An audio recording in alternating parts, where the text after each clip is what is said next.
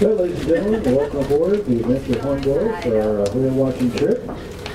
Please remember to watch your step as you move around the vessel. Remember our snack bars open up here on the top deck for refreshments.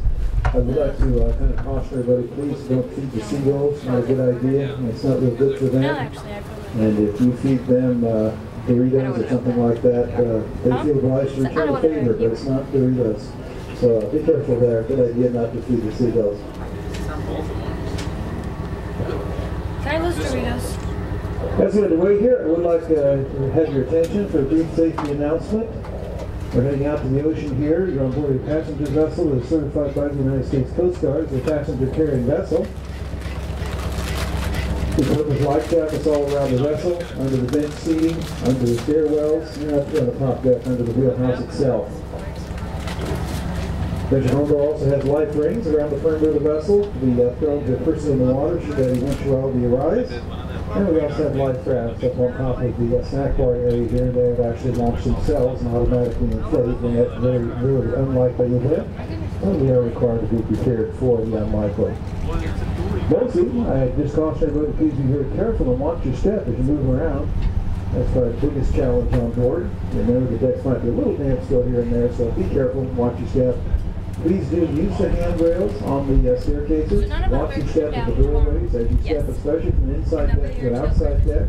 Using an elevated door sill, which you must step over, so be careful there. As you move around the vessel, just take your time, move around slowly and cautiously. If you have any children with you today, please make sure they are closely supervised and accompanied at all times on board. Just not set up for children on their own. They do need to be supervised by adults who have accompanied them. So please be careful with that. It takes about a half an hour to 45 minutes to get out to the ocean. And during our transit offshore, we're going to point out some of the sights around San Diego Bay. We'll do a mini harbor tour on the way offshore. Keep in mind that Hornblower Cruises does year-round dedicated harbor tours. I put the other boat right across the dock from us this viewing. And they will cover all of the day on those harbor tours in great detail. On our trip here today, it's primarily whale watching, but we will be the harbor tour narration and the portion of the day that we'll be transiting on our trip offshore. Enjoy cruise. Don't forget our snack bars open for refreshments up here on the top deck. Be sure to check in with our snack bar folks.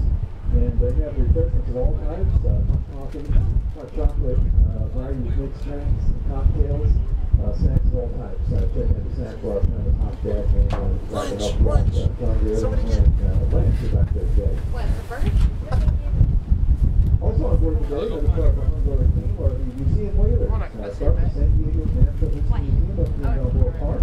Volunteers who come on board with us to enhance your experience, share some information, give you a lot of great information on the whales. You'll see them running around the decks here as well, the right yellow windbreakers. And definitely check with them. Other wildlife, just on how to create that information is on board as well.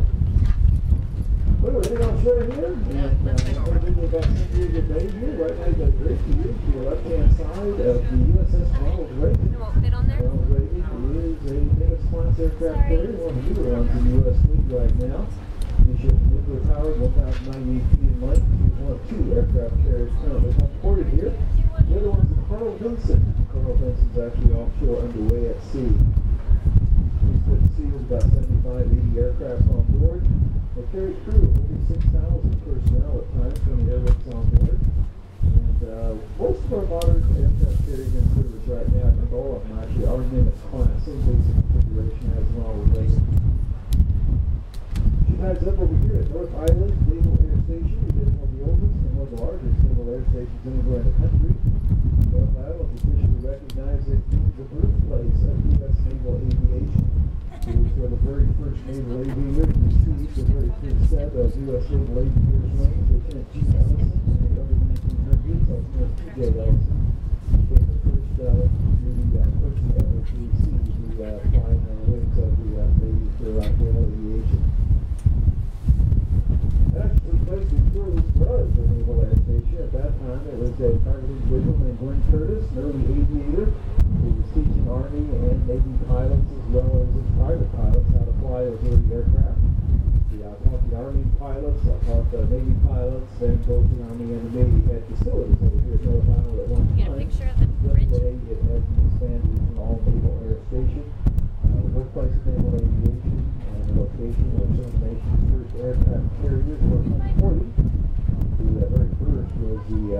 mainly a converted coal-carrying vessel, a temporary flight deck built on top of the regular decks.